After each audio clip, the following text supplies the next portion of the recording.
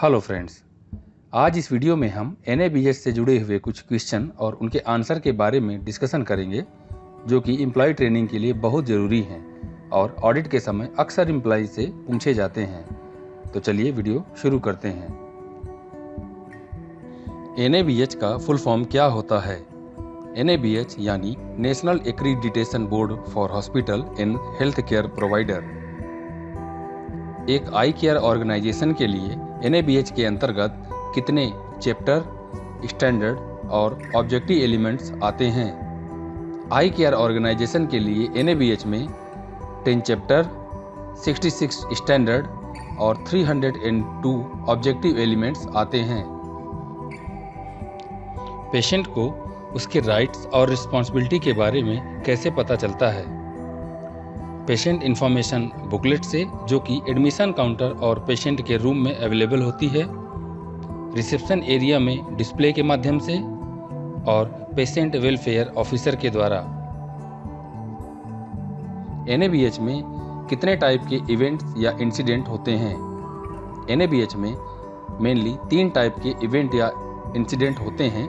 पहला adverse event, दूसरा sentinel event और तीसरा near miss event. Sentinel event क्या होता है? यह एक अप्रत्याशित घटना होती है जिसमें पेशेंट, स्टाफ या विजिटर को किसी तरह की गंभीर चोट और यहाँ तक कि डेथ भी हो सकती है। वनरेबल पेशेंट कौन कौन से होते हैं? वृद्ध पेशेंट, ऐसे बच्चे जिनकी उम्र 12 साल से कम हो, फिजिकली रूप से अक्षम पेशेंट, बेहोश या सेमी कॉन्शियस पेशेंट, ऐसे पेशेंट जो अपने डेली रूटीन की एक्टिविटी नहीं कर सकते। ड्रग वायल को खोलने का क्या प्रोटोकॉल है? वायल को खोलने के बाद उसमें ओपनिंग डेट और सिग्नेचर लेबल करना चाहिए और डिस्कार्ड की डेट डालकर ही उसको डिस्कार्ड करना चाहिए। ड्रग एडमिनिस्ट्रेशन के 6 R कौन कौन से होते हैं? Right patient, right drug, right dose, right time, right method और राइट डॉक्यूमेंटेशन। हॉस्पिटल में MLC फाइल का रिटेंशन पीरियड क्या होता है?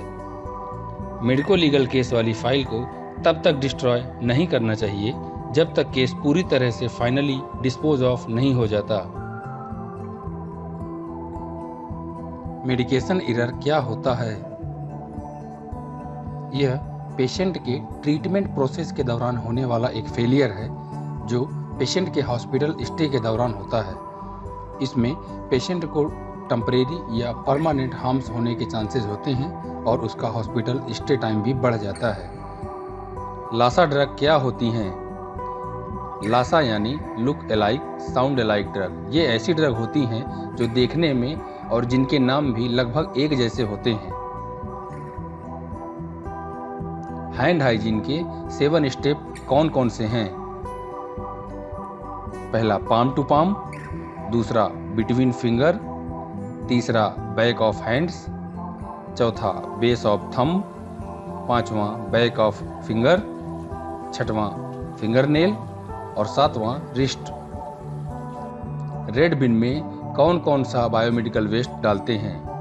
रेड बिन में जितना भी कंटामिनेटेड प्लास्टिक होता है उसको डिस्पोज ऑफ किया जाता है, जैसे बिना निडल वाली syringe, IV set, catheter, gloves, urine bag, dialysis kit, IV bottle और प्लास्टिक वेस्ट।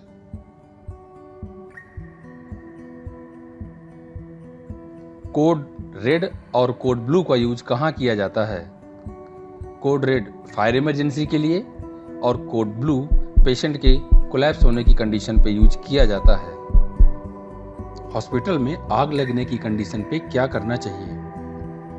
हॉस्पिटल में आग लगने की कंडीशन में कोड रेड एक्टिवेट करने के बाद में रेस प्रोटोकॉल फॉलो करना चाहिए, जो कि फायर एक्सटिंग्विशर के ऊपर लिखा होता है, जिसमें रेस यानी रेस्क्यू, जितना ज़्यादा से ज़्यादा हो सके लोगों को निकाल के बाहर सुरक्षित स्थान पर पहुंचाना।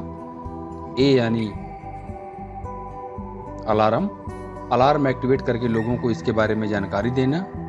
C यानी कन्फाइन, मतलब आग को बढ़ने से रोकना और E यानी एक्सटिंग्विशर का यूज़ करना।